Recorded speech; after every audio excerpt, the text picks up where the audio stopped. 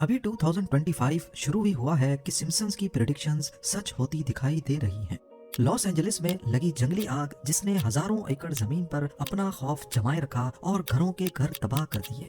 इस किस्म का एक सीन आज से 9 साल पहले 25 सितंबर 2016 को सिम्पसन पहले ही दिखा चुका है। एक अमेरिकन टाउन जहां पर किसी वजह से आग लगी और पूरा शहर राख और धुएं में बदल गया। आग बुझने के बाद लॉस एंजलिस काउंटी की जो एरियल फोटोज आ रही हैं वो हैरत अंगेज तौर पे सिम्पसन्स के सीन से काफी मिलती जुलती हैं। लेकिन आखिर इसमें कितनी हकीकत है? सिम्पसन्स का कई साल पहले ही फ्यूचर को प्रिडिक्ट करने के पीछे आखिर क्या राज है? ये फोटो आपने कई बार पहले भी देखी होगी, जिसमें 2017 में Donald Trump Saudi king Salman और इजिप्शियन प्रेसिडेंट के साथ मिलकर एक लाइट ग्लोब पर हाथ रख रहे हैं। वैसे तो ये फोटो अपने आप में ही एक पहेली है, पर ना समझ आने वाली बात यह है कि सिम्पसन्स ने यही सीन 2002 में कैसे प्रेडिक्ट किया। क्या है इसकी असल हकीकत? क्या वाकई ये सच है कि पावरफुल लोगों ने सब कुछ पहले से प्लान किया हुआ है? और 2025 के लिए लॉस एंजलिस वाइल्ड फायर के अलावा सिम्पसन्स की कौन सी प्रेडिक्शंस सच होने के चांसेस मौजूद हैं? लोग ये देखकर हैरान होते हैं कि कई साल पहले भी सिम्पसन्स इतना एक्यूरेटली आने वाले वक्त को कैसे प्रिडिक्ट करता है। जो सवाल आपके जहन में आ रहे हैं वही मेरे जहन में भी हैं, पर इनके जवाबात पर रोशनी डालने से पहले देखते हैं कि सिम्पसन्स की कौन सी प्रेडिक्शंस हैं जिनका 2025 में पूरा होने का बहुत ज्यादा चांस है। लॉस एंजलिस में वाइल्ड फायर की प्रेडिक्शन तो आप वीडियो की शुरुआत में ही देख चुके हैं। हमारी लिस्ट की दूसरी प्रेडिक्शन सिम्पसन्स के उस एपिसोड से है जो 19 मार्च 1995 को ब्रॉडकास्ट हुआ। इस एपिसोड में लीसा लंदन जाती है और वहाँ के मशहूर जमाना बिग बेन टावर पर लगी एनालॉग क्लॉक की जगह एक डिजिटल क्लॉक लगी हुई देखी गई।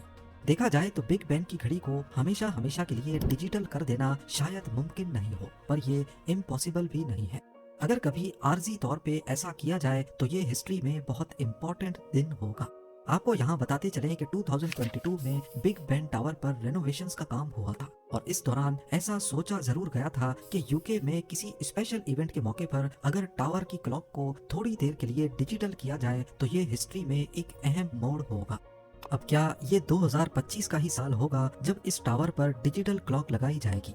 ये तो आने वाला वक्त ही बताएगा।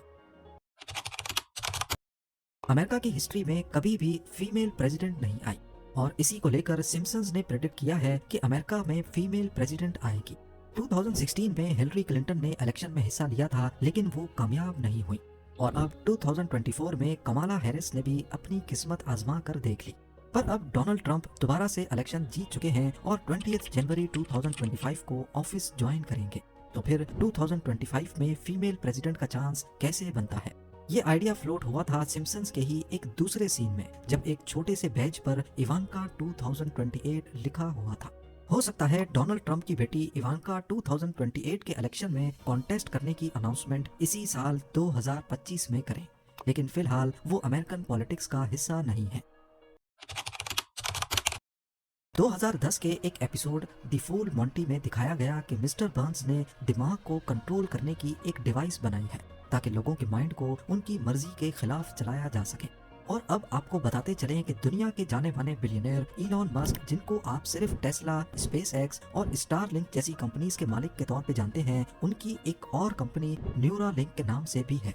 और ये कंपनी पिछले कई सालों से एक ऐसी डिवाइस पर काम कर रही है जो इंसान के दिमाग को कंप्यूटर से कनेक्ट करेगी। फिलहाल इसका काम सिर्फ पैरालिसिस, अल्जाइमर्स और एपिलेप्सी जैसी बीमारियों को कंट्रोल करना होगा।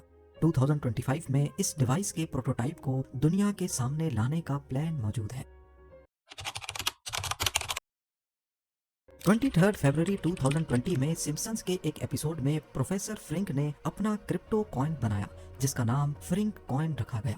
इसके बाद प्रोफेसर फ्रिंक स्प्रिंगफील्ड, जो इस एनिमेटेड सीरीज में एक ख्याली टाउन है, उसका अमीर तरीन इंसान बन जाता है। इस एपिसोड में मज़ाहिया अंदाज में क्रिप्टो करेंसी से दौलत बनाने और डिजिटल एसेट्स की इम्पोर्टेंस दिखाई गई है।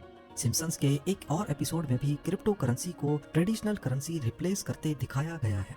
क्रिप्टो करेंसी एक्सपर्ट्स का कहना है कि शायद 2025 ही वो साल होगा, क्योंकि डोनाल्ड ट्रंप ने इलेक्शन से पहले वादा किया था कि वो अमेरिका को दुनिया का क्रिप्टो कैपिटल बनाएंगे और अब वो जल्द ही ऑफिस ज्वाइन करने वाले हैं।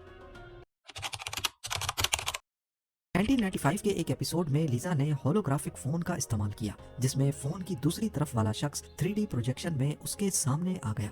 मेटा और माइक्रोसॉफ्ट जैसी कंपनीज 3D वीडियो कॉल्स में पहले से काम कर रही हैं और हो सकता है 2025 में ये चीज लॉन्च हो जाए। 30 साल पहले सिम्पसन्स ने तो इस टेक्नोलॉजी को मजाक के तौर पे दिखाया था, लेकिन अब ऑगमेंटेड रियलिटी और होलोग्राफ में रिसर्च के बाद हो सकता है हम 2025 में वीडियो कॉल्स के बजाय 3D कॉल्स देखें।